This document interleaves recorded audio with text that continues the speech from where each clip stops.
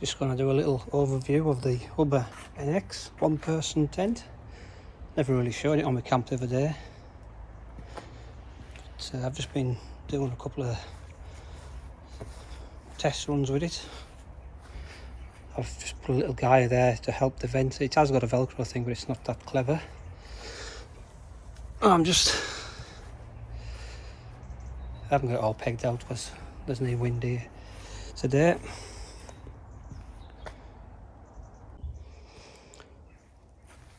Right, so this is one of the little things I've done. I've just done like a little front entrance bit. It's a bit of old tent flooring I had, so I've just cut it to shape. I've found in the past if you have it too far out, the rain comes in and ends up driving up. So if you cut it short enough, it just runs straight off, as you see, and it would be onto the grass. But there's plenty of room inside for the one person. I haven't got my mat in, obviously. And that's your vent up there. You've got a pocket down there.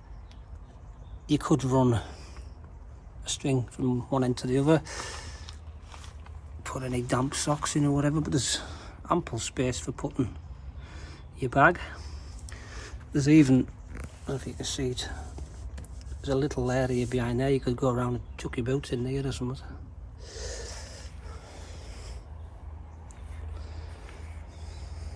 But I think it weighs in just under 1.3 kilos. Packs down really light if you keep the poles separate.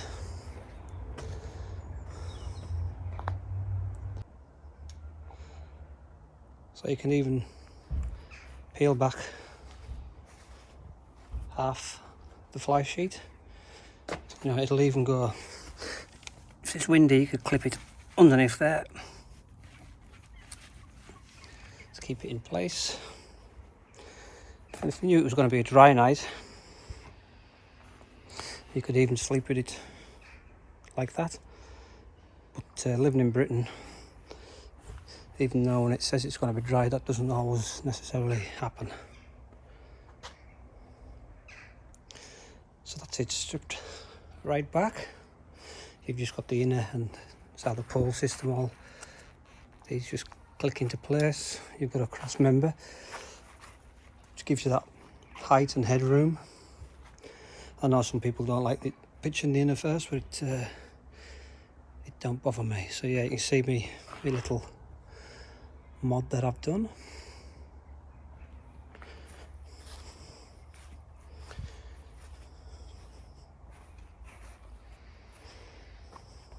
You could even sleep in it like that if you were guaranteed of no rain, but as I say, living in Britain, that is not an option really.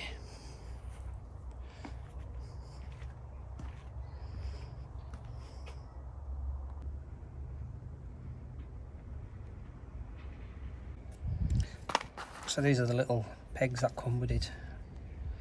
They're not up to much, obviously. Once they're pressed in, if you're in long grass, you lose track of them instantly. So I've got some cheap white aluminium pegs, but easy to pull out. Then the others, I nearly lost a couple of a day, and they're going well, but yeah, they'll be getting shot off.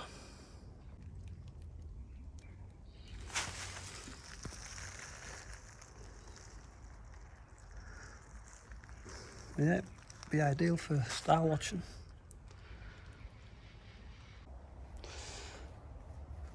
So the one good thing is you can move it about and stick it anywhere you want. So it does come with its own little generous sized bag. I got the footprint, that was free, part of the deal. So you know, you're not going to mess up on that. I'll use that when obviously I'm out. I used it at the weekend. And then you've got your pole bag. So I just packed it in here, folded it across, squashed it down, bottom of the bag, and the poles in my side pocket of the rucksack.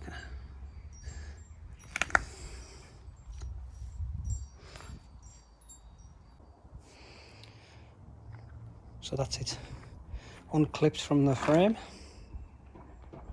I've left the peg, put the pegs back in even, so when you take the poles out, the tent doesn't fling or blow away or anything.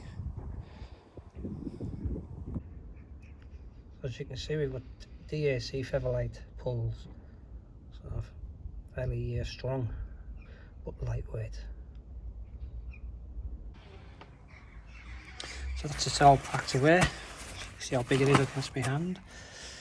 It's not very big, but I usually fold it over, stick that at the bottom of the bag, and then you've got your poles to stick in one of your side pockets or wherever. Yeah, so it's not a review, just more of a look through. There's plenty of reviews online if you want to check them out. It's just a quick look. MSR Hubba NX, the one person version. Thanks for watching.